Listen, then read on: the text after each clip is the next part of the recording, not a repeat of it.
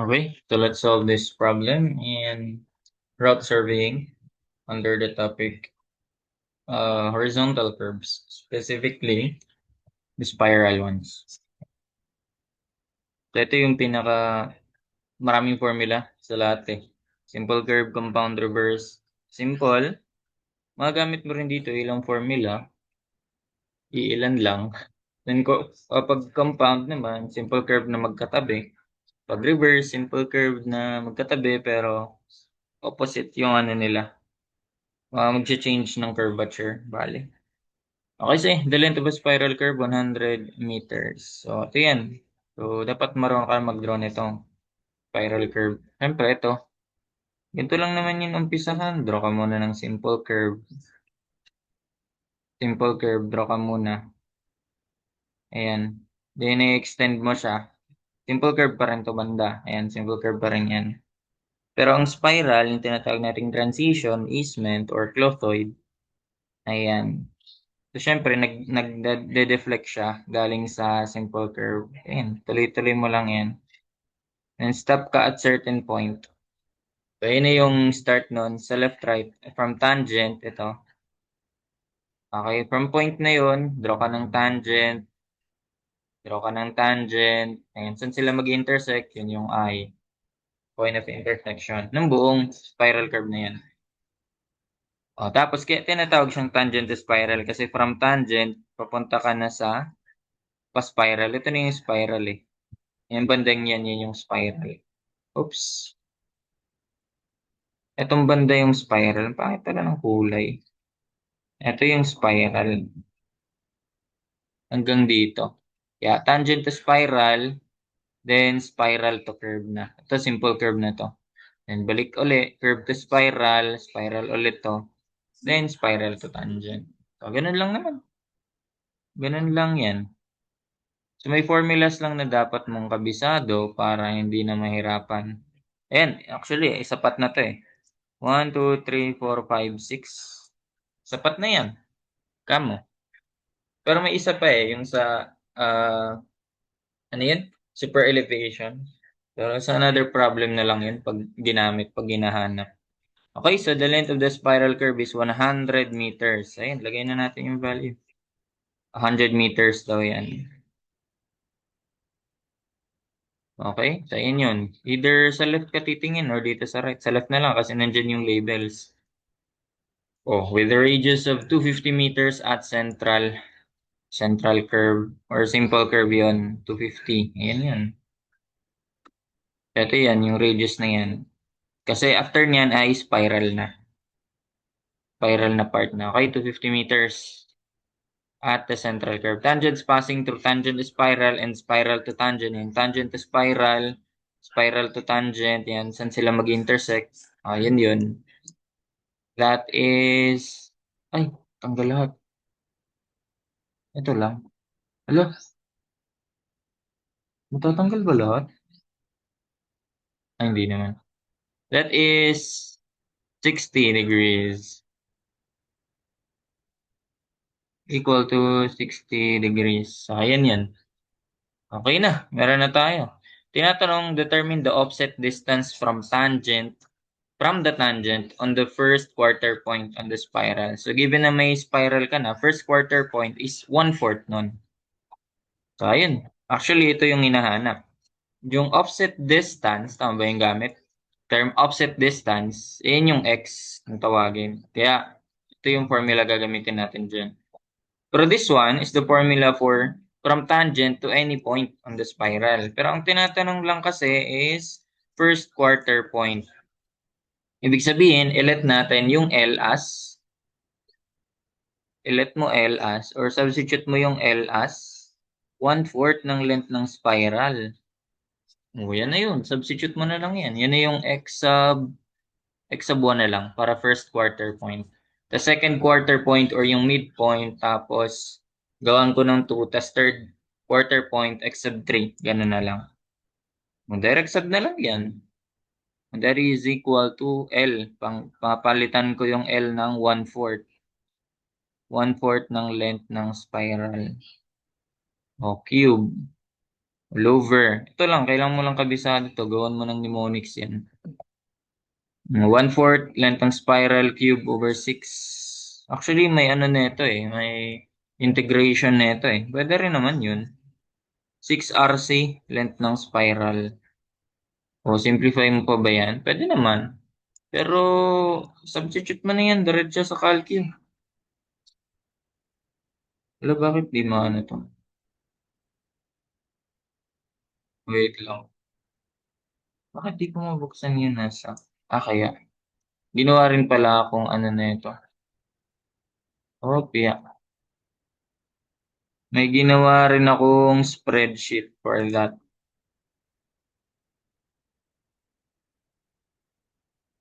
Ayan. So, 1/4 ng length ng spiral. Ang length ng spiral ay 100, di ba? So, 0.25 na lang. Times 100. Huwag mo na yan. Yan, simplify yan. Recta-calcu mo na yan. Times 100. 1/4 ng 100 cube over. Do, pwede mo pa siya i-simplify.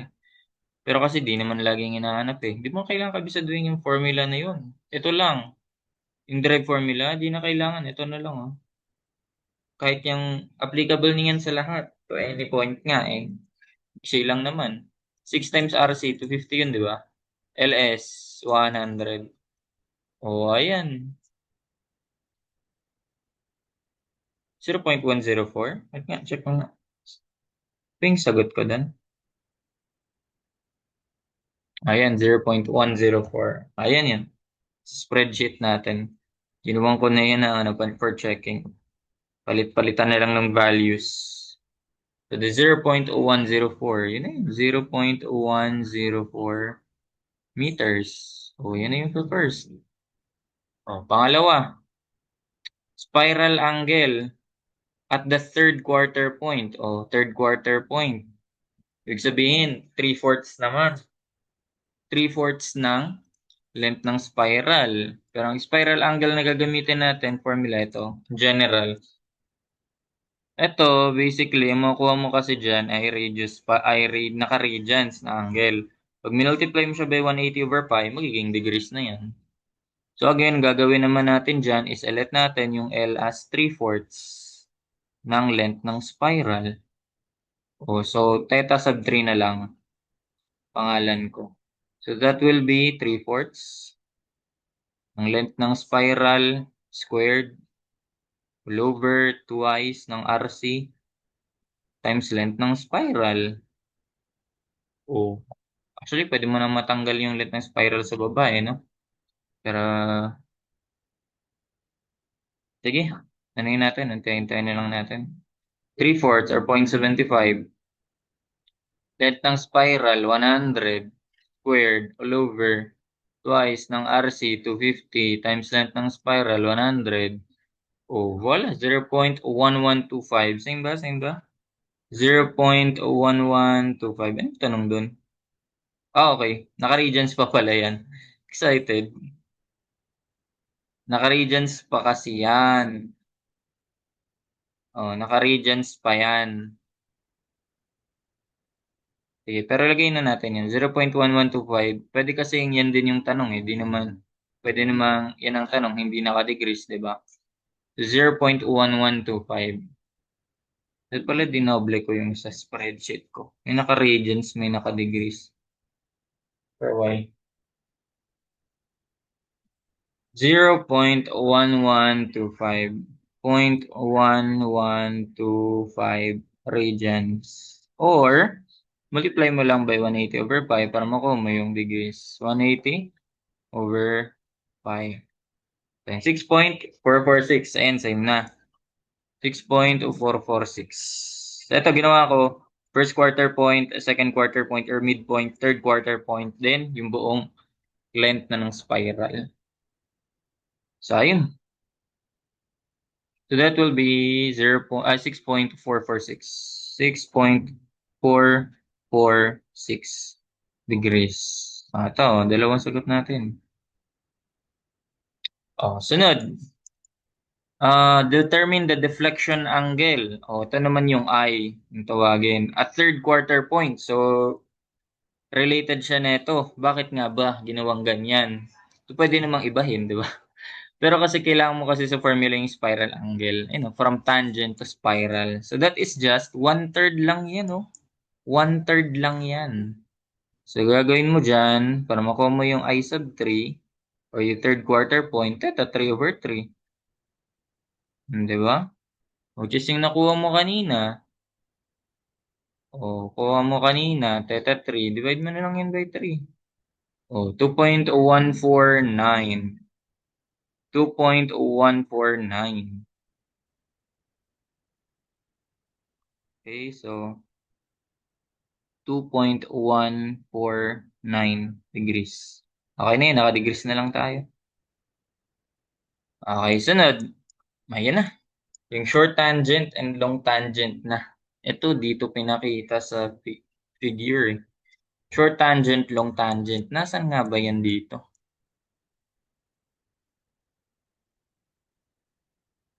Okay.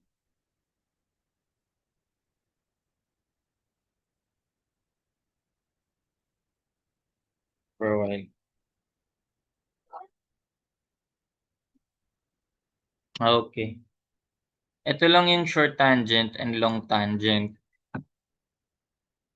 Wala pala dito yung theta, no? Andito pala siya sa kabila. Sige, gawin natin ng theta dito sa left. Ang theta dyan, spiral angle, may sinabi doon na ano eh. Okay. Yung deflection angle pala doon pala sinabi. From tangent to spiral. No? 1/3 lang din naman yan ng theta, yung spiral angle. Sige, ganito lang yun. Ang spiral angle, i-read ko, is a point lang naman yan from the tangent line papunta sa curve. Kung saan tangent siya doon. Ito, lagay natin dito yung, ito. Yan, tangent siya dyan. Kasi may angle. Ayusin ko na lang. And pag nilagyan ko yan ng angle dyan, okay, adjust ko lang konti. So, itong angle na to, ito yung theta. Ito na yung theta. Since dito siya nag-tangent sa spiral to curve, yan na yung buong yan na yung para sa buong length ng spiral. So, yan yung theta 4 natin. Or kung tawagin, theta C yan eh. Theta C. Yun na lang, theta C ko na lang yan. Kasi, yan yung spiral angle sa mismong dito. Spiral to curve. Diba? So, using ko na nga lang. Okay na yan. Putol. Theta sub C. Ayan, spiral to curve kasi siya. Or yan yung theta 4. So, solve muna natin yun pala. Kailangan pala yun.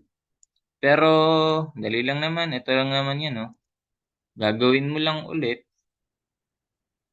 Copying ko na lang yan.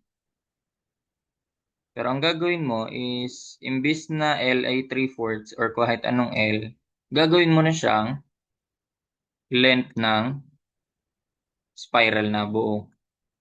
So, ayun. Para makuha mo yung theta 4 or yung pangalan nating theta C. Okay, theta C. So, use hindi pala yung ginawa ko. Hello, no? Ulit na nga lang. Gawin ko muna pala is L. Papalitan ko yung L, gagawin kong LS. Yan, theta C. So, also, yan yung theta 4 pangalan natin. So, ayun, formula. L, papalitan ko lang ng LS. 2 RC, L squared pala yun. LS squared 2 RCLS. Yung time, sige, angle ko na. 180 over, i-degrees ko na. 180 over pi. So, ayun. So, theta 4. Store na lang natin yan. Angle yan eh. So, sa D. So, LS 100 squared divided by twice ng RC, 250 yung RC, times LS. Actually, pwede na palang tinanggal na yun, no? 100 na lang sa taas. Okay lang naman. Times 180 over pi. So, ayan, 11.459 degrees. 11.459 degrees. Nasa spreadsheet din to. Ito yung theta sub ano ko. Oh, yun yun. Theta 4. Okay, tignan natin. 11.459. Q4. Quadrant 1, 2, 3, 4. That pala wala na yung Q. Okay lang naman. 11.459 degrees. Store ko to sa kakailangan kasi natin yan eh. Spiral angle. A na lang. Hindi pa naman na gamit eh. Store yan sa A. Kakailanganin natin yan. Dito. Mag-tangent ano tayo. Ito yung tinatawag na short tangent pala. Yan na yun. Tangent siya, di ba? Ito, yan na yung short tangent. Short tangent. Saan yung long tangent? Di itong kabila, i-red ko naman to. Red ko rin. Ito naman yun. Hanggang dito. Tangent lang siya eh. So, yung buong, ayan. So, kailangan ko ibawas to. Kailangan ko mabawas tong length na to. Ito. So, paano yun makuha? Triangle lang yan, oh. May XC ka na. Hindi. Kukunin pa pala yung XC, no?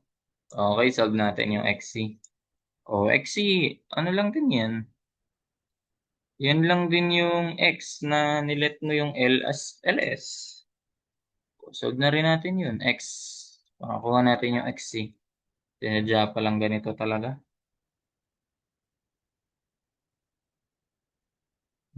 Solve natin yan.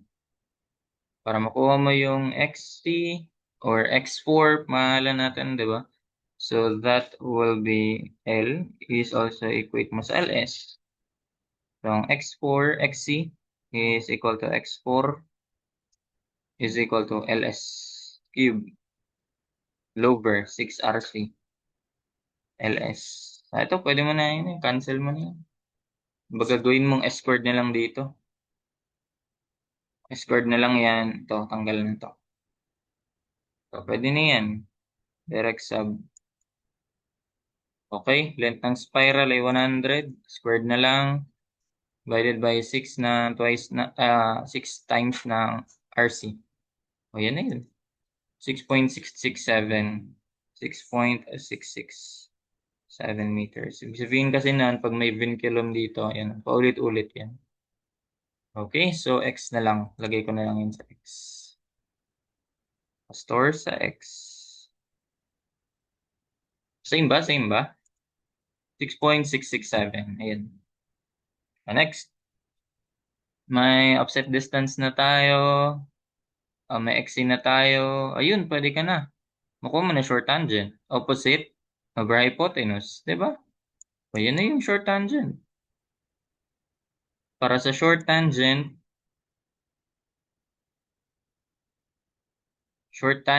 ay sine theta S. Sine theta C pala is equal to opposite yung XC over hypotenuse na short tangent. Short tangent is napakadali. Sine theta, di ba? Theta C. Ayun, no? Is equal to opposite XC. Yan yung, again, yan yung offset distance. Perpendicular yan lagi sa tangent. Ito yung tangent niya. Perpendicular siya papunta sa curve. Sine XC. Opposite over hypotenuse. So that is just XC over sine theta C. Di ba? XC over sine theta C. Nasa iyon, di ba? Ayun yung short tangent. 33.557. 33.557 meters. Para sa long tangent, same ba? Check muna natin. 33.557. Para sa long tangent naman, yung sunod, long tangent. Ito naman yan. Ito naman yung long tangent. Yung mahabang yan. So, long tangent. So, ibig sabihin, kailangan mo muna makuha si YC. Yes, yan yung perpendicular kay XC. Tapos, ibawas mo lang to. Anong papangalan mo dyan? Gusto ko pangalanan siyang Z. XY, Z na lang. Pangalanan ko siyang Z. Di masolve din natin yan by trigo lang yan. Oh. Same lang sa kanina. 'Di ba? So, kung ba pwede ilagay yan? Dito na lang. Kung 'di ba kanina, ano tayo, copyhin ko na lang din yan. Copyhin ko na lang din yung sinulat ko. Para anong mga trigonometric identity yung mga gamit natin.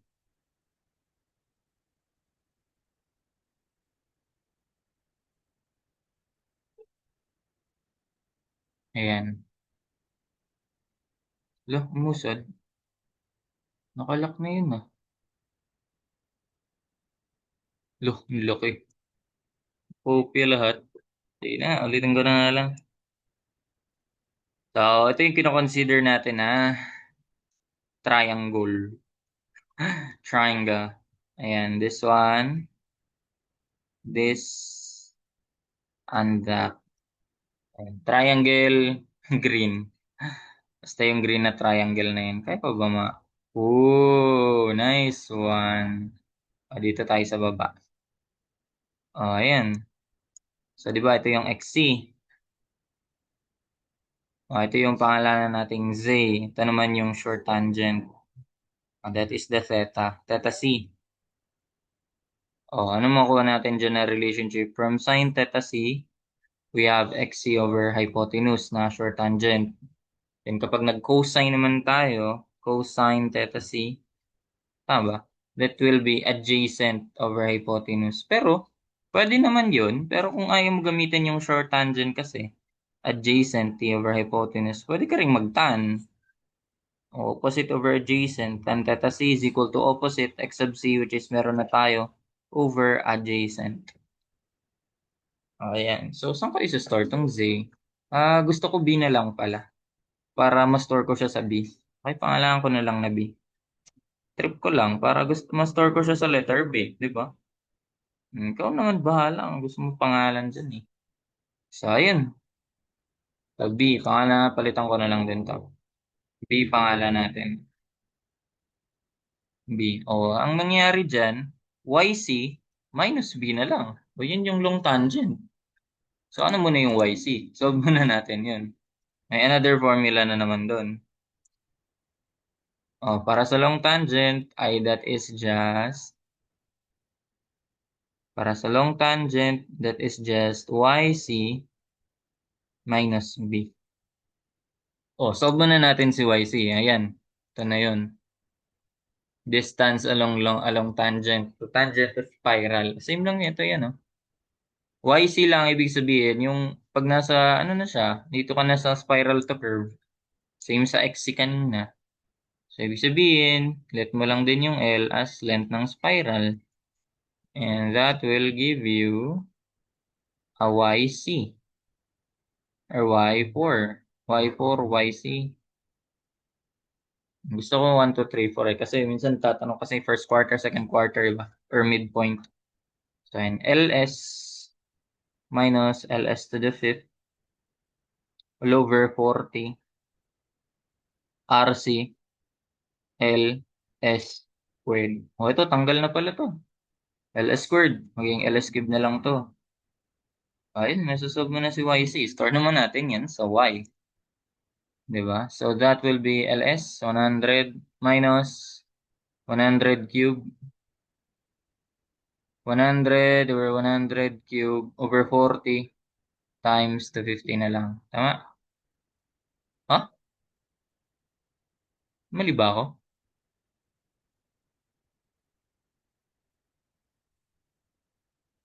Lo, may mali ba ako? LS LS minus okay. Kaya pala, RC squared. Pwede mag-zero yun, no? 250 squared, kaya pala. Okay, my bad. So that will be 99.6. Store naman natin sa Y. 99.6. Ito, station ng radio. Di naman pala yung final answer. Store natin sa Y. Store na ba? Okay. So, ayun. Check na natin. 99.6. Nasaan yun? Y sub C. Ayan, 99.6. Okay, so meron ka ng y sub c, edi masasolve mo na yan. Again, di na kailangan ng triangle doon. Yun na yun, oh. Yun na, y sub c minus b na lang. Ang b mo ay, gustong pa i-modify ito. Gawin mo. Ang b is just xc over tan theta c. Rekta na yan. Xc over tan theta c. Ang b mo. Pwede mo nga isulat y minus b eh. Y minus b. Tamad na tamad, no? Calc mo. Ang b mo ay xc over tan theta c. Nasa iyon, di ba? Ayan. Ay, bonak. Mali na pindot, mali na pindot. So, ang y ay 99.6. Ang b yon ang xc over tan theta c. Tan a. Ayan. So, that's 66.712. Yun na yung long tangent, 66. Mas mahaba talaga siya sa short tangent, di ba? 712 meters. Ayan, same ba? 66.712. 66.712. Ayan, long tangent. Ano pa hinahanap? Length of throw for the spiral curve. So, ito lang naman yan. 1/4 lang yan ng xc. Diyan pa lang makukuha mo na eh. Kahit di mo na i-simplify yung xc na ganito. Basta may xc ka na. 1/4 lang yan. X over 4. Store naman yan sa 4 na x eh. 5/3. 1.667 din. 1.667 meters. Length of throw. Yun na yun. Length of throw. 1.667. Ayan na. Sanad. Length of spiral tangents. Paano naman yung spiral tangents? Ito yun, T sub S. T sub S pala yun dito. Kasi T sub S. So dito, ano ba ginawa dyan? Triangle lang yan. Sige, ano naman yung magagamit natin na triangle dyan? So ito, bay naman natin. Ito kaya. Sige. Ito yan, oh. Uy, di nag-straight line. Ayan, oh. Hanggang dito ka lang. Hanggang dito ka lang. Ayan, tapos ito. Kaya ko ba ma-duplicate pa rin, oh? Ayan, yung buong yan. Tapos ito.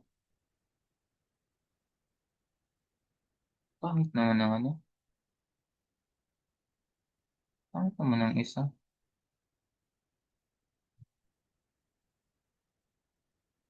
Ito lang yung sumama. Ulit nga. Tuloy-tuloy ko. Ulitin ko lang, ha. Ito hanggang dito. Tapos ito hanggang center. At ito. Yan. Yun. Nice one. Nagsama sila. So, anong values niyan? Ito, yan yung E sub S, yung external distance. Nasa simple curve yan, di ba? From vertex papunta sa curve. Okay, external distance. Ito, ano to? Radius yan, di ba? Pwede nating lagay. Radius din yan. Tapos ito, radius to. Yan, radius yan. Pero ito, ano to? Ayan, ano yan? Yan yung tinatawag nating length of throw. Yan yung minimum distance yan eh. Kasi, ito, yung tangent as is yan, di ba?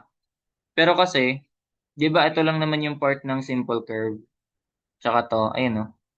Ayan. So kapag ito lang yung nakita mong figure, extend mo siya hanggang dito. So darating yung time na napakalapit niyan dito sa tangent, spiral tangent. So that is what we call the length of throw P. So ayun. Try ko lang din yan. Meron ka na RP, tapos RE, tapos ano to? Ito na yung, ito pa pala. Ito ay, di ba, ang buong yan, tangent distance, T sub S. Pero ito may pangalan din to eh. That is, ano naman yan, 1/2 yan lagi ng length ng spiral. Okay, di nasabi dyan, no? So, LS over 2 yan. 1/2 yan lagi ng length ng spiral. Ayun. So, ibig sabihin, itong triangle na to ay TS, tangent spiral, length of tangent spiral, minus LS over 2. Oh, lahat ng spiral, bawas mo to. Papunta sa length of throw. Yan yung LS over 2 yan. Okay, so gamitin natin. Ito naman, another trigo. Ano nga ulit to? Di ba ito yung R plus external distance? S na lang. Sige, gayahin natin yun. Tapos ito ay R plus length of throw. Ito naman ay tangent spiral minus LS over 2. Ano yung gagamitin natin ano dyan? O di ba ay yung buong yan? Ay yung buong yan? Eh, kinalahati mo lang. Eh di ay over 2 yun. Di ba? O ay over 2. Ngayon na. Ano yung hinahanap natin? Kung spiral tangent, pwede natin kunin to. Ito. Opposite over pwedeng adjacent. Kasi wala pa naman tong hypotenuse, di ba? Wala pa tong hypotenuse na ES. Parang pala nasabi right triangle. Eh, perpendicular to sila. Yung tangent, tapos yung radius. Di ba anong relationship nun? Perpendicular yun. Kaya ayan yung right angle natin dyan. O, anong gagamit natin na relationship? Pwede tayo mag-tangent opposite over adjacent. Cosine I over 2 is equal to opposite TS. Tama ba? Adjacent rather. Yung nagtaka ako. Adjacent R plus P over hypotenuse. Ito nga yung wala eh. Sige, pero sulat ko muna. ES, R plus ES. Okay, wala pa yan. Wala pa tayong ES eh. Wala pa tayong ES. Ayun, pwede pala masolve, no? Kung hinahanap yung ES. O yan, pwede na yan. May radius ka na, may length of throw ka na, may I ka na. Pwede mo masolve pala. Sunod, opposite over adjacent. Yun, mag-tangent tayo. Tangent I over 2 is equal to opposite TS minus length ng spiral over 2 over adjacent. Opposite over adjacent, R plus P. R plus length of throw. Oh, okay na yan. Gusto mo pa i-simplify, edi eto, pag multiply mo to, tapos i-add mo yung LS over 2, edi tangent spiral na lang yung matitira. Diba? Length ng tangent spiral. Spiral tangent. That's R plus P. R plus P. Length of throw times tan I over 2. Then add mo yung LS over 2. Oh, ayan. Yan na yun.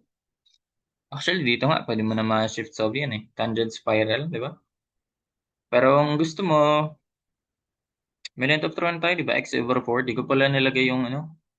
Okay na yun. X over 4 lang naman. So, tan I over 2. Sige, modify, ano na lang natin, yung 250. Ito na agad. Yung naka-explicit na. 250 plus length of throw, X over 2. X over 4, rather. Oh, R plus P times tan I over 2. Ang I natin ay 60 ba yun? Hindi yan. 60. And 60. Okay, 80 pala yung nung nakaraan. 60 over 2, di-divide mo pa ba yan? Correct mo na. Tan I over 2 plus LS, that's 100 over 2. Oh, yan na yun. Length ng tangent. Oh, yan na yun. Length ng spiral tangent. Actually, ito na lang yung copying ko. Lagay ko dun malapit. Length of throw, spiral tangents. Tangents kasi, dalawa sila, of course. Ano yan? Spiral tangent. 195? 195.2998. 300 na lang? 3 meters. Yan. Double check. Tangent, spiral, 195.3.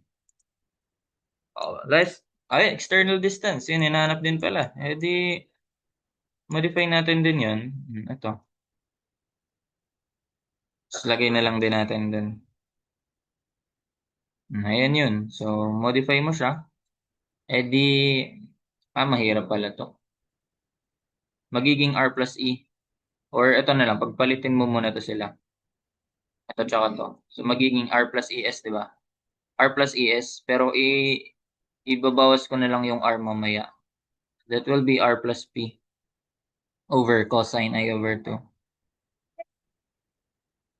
O, tapos, R plus ES kasi yun, bawas ka dito yung R. O, ayun.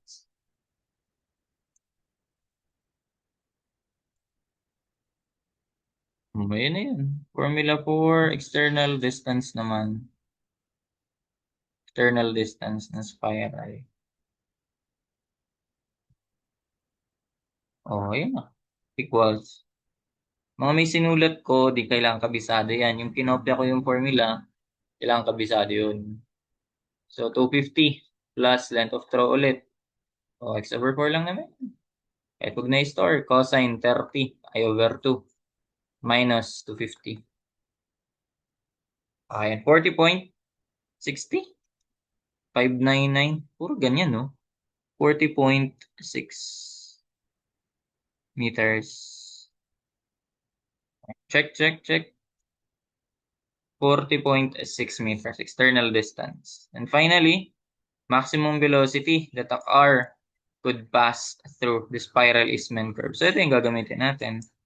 Velocity yan yung kilometers per hour. So, may length ng spiral na tayo. LS talaga yun eh. Bakit LC? Length ng curve. Pag curve kasi may isip mo simple curve kasi. Kaya pag S, spiral na lang, di ba? So, pag mo-modify natin to, LS times R, divide mo by 0.036. O, naka-K-cube yun.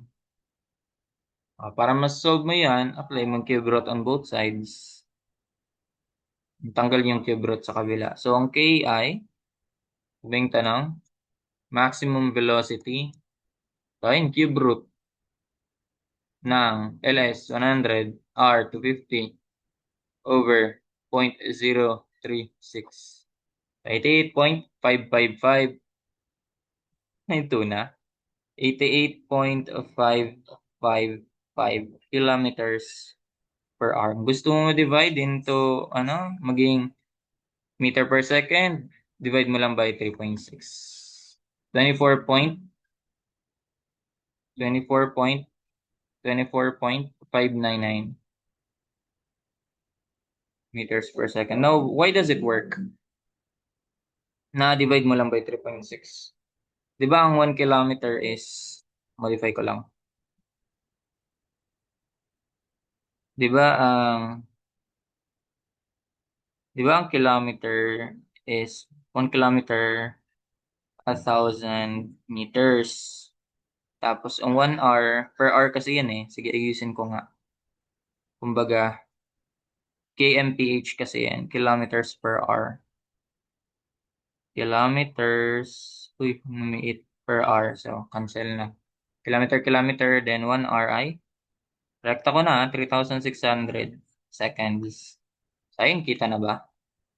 Ayun, yun yung shortcut na lang. Tandaan nyo na lang. Kilometer, cancel, RR, meter per second. 1,000 divided by 3,600. 1,000 divided by 3,600. 5 over 18 or 0.27. Pero pag na-reciprocal mo yan, madali lang din naman. Parang 3,600. Divide mo lang ng 1,000 yun eh. O reciprocal mo na lang yun. 3.6. Ibig sabihin, pag nag-divide ka ng 3.6 from kilometers per hour, divide by 3.6 meters per second. Pag nag-multiply ka naman ng 3.6 from meters per second, magiging kilometers per hour. So, that's it for this problem. Ayan. Tama ba? Same. 88.555.